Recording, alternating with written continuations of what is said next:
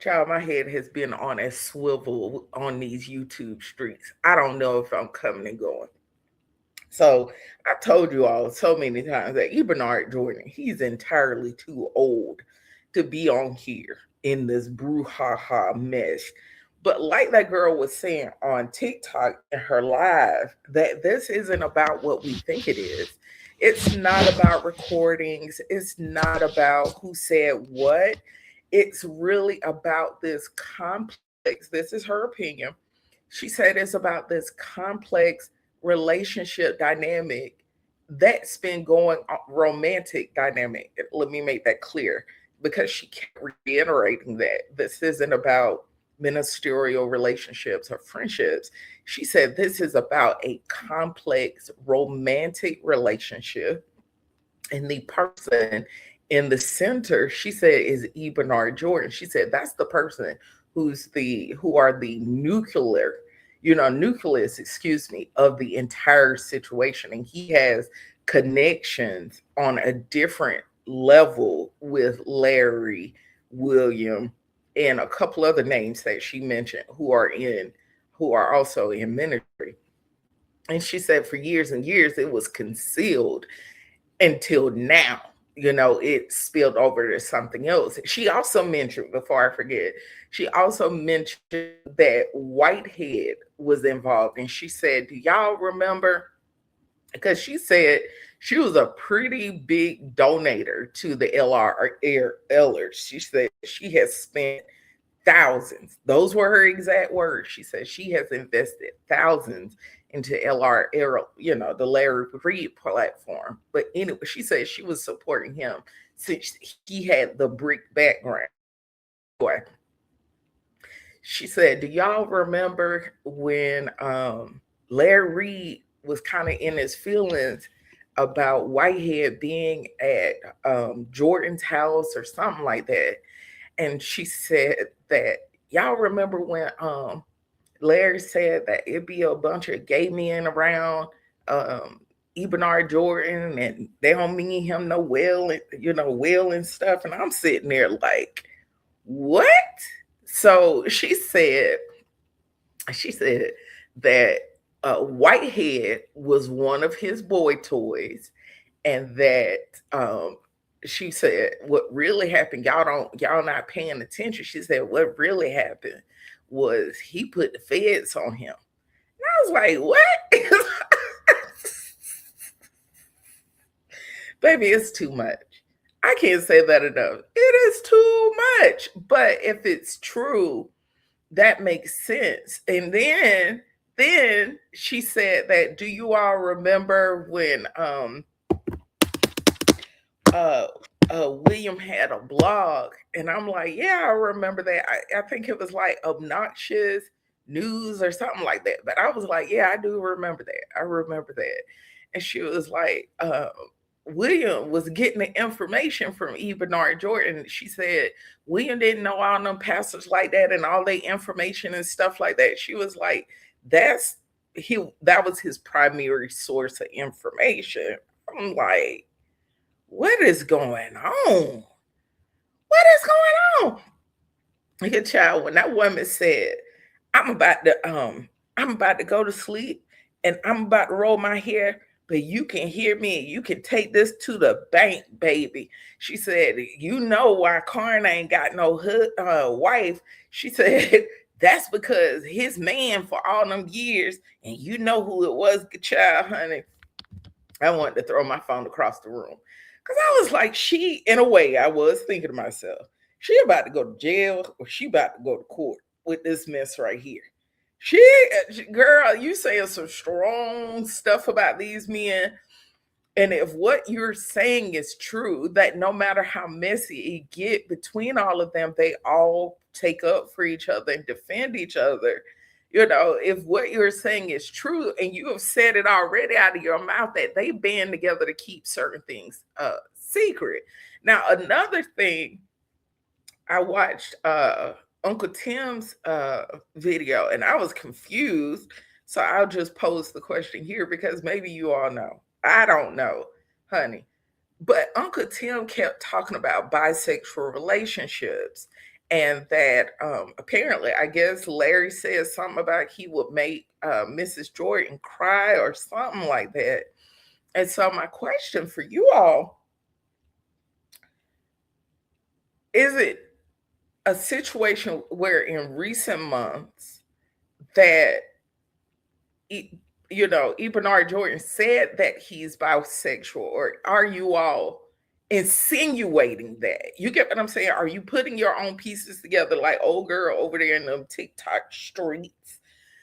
Or is it because certain things he's saying, that is that something he directly said out of his mouth? Because I believe that we can kind of see signs of things, but it's different when you put hard label to it. Um, Especially when we're talking about an established married couple, an established marriage. Those are, just like, what's her name? Pamela. It's like Pamela something. Uh Pamela with the T, Pamela with the smoke, Pamela with the something. It's Pamela with the something. And it has a whole bunch of stars. And then she has like a peace symbol. And then it's a fire, if I'm not mistaken. But that's her handle. That's what it looks like. But anyway. And so I'm like, these are strong allegations that you're making about a married man. And I don't see how that will work, with a married, established couple. And you're saying all these things about basically this whole little tribe of men that, they sleep together, they swapping out men and all of this. And then it's saved. She didn't say this part about his wife knows that he's bisexual. She didn't say that. But Uncle Tim was talking about bisexuals, how their relationship goes, where they don't have a problem with you sleeping with one gender, but they do get offended if you sleep with the other gender. So their boundaries are different. And that was a teachable moment for me as well, because I didn't know that.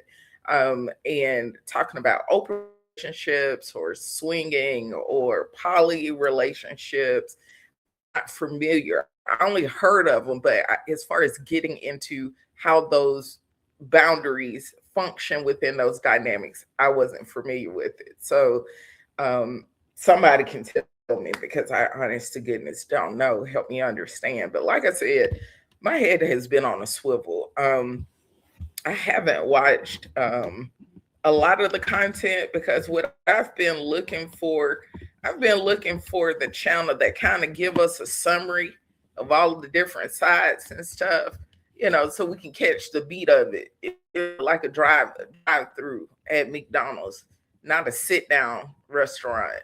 Like, just give us the drive by version, not drive by. That's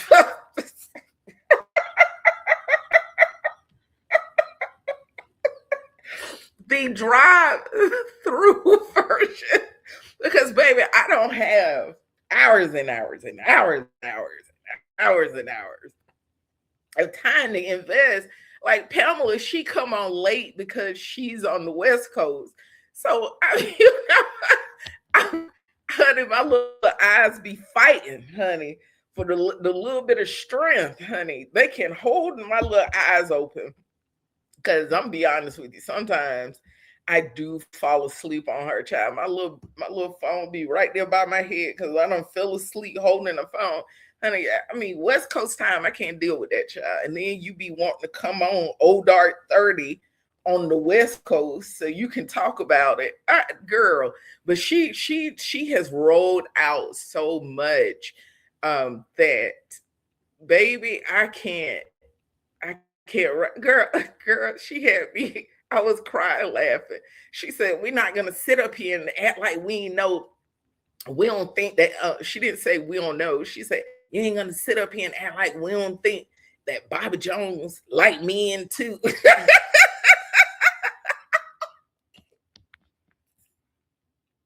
Girl, did she say that?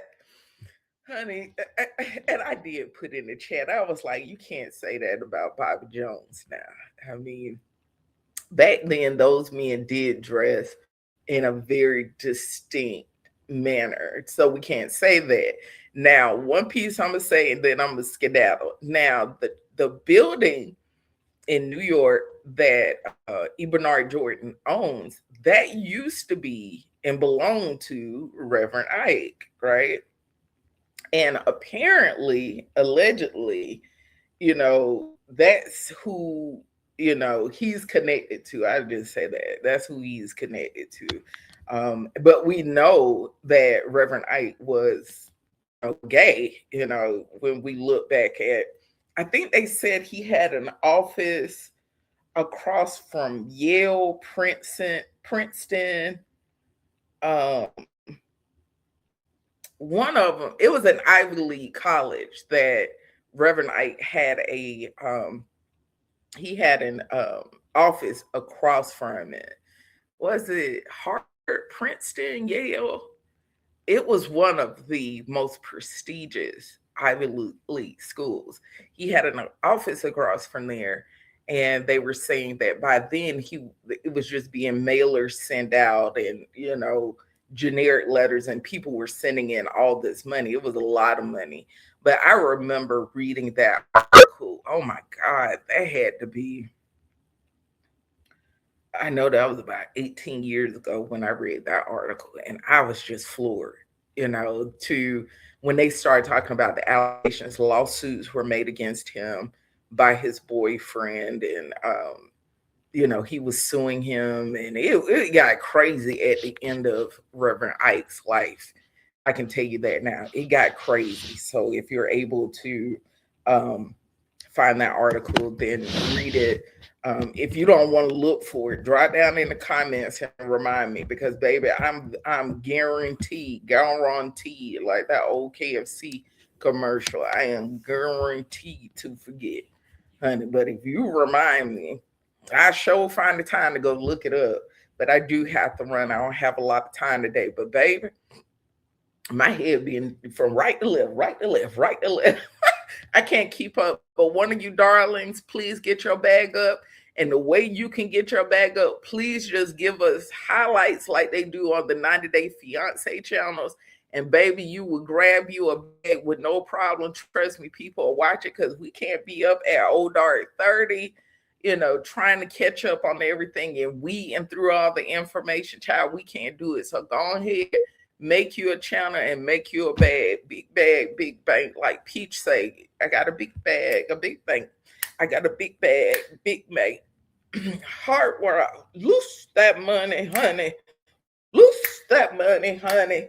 Yeah, go ahead and get that money, and we'll greatly appreciate your service. Talk to y'all later. Take care. Bye.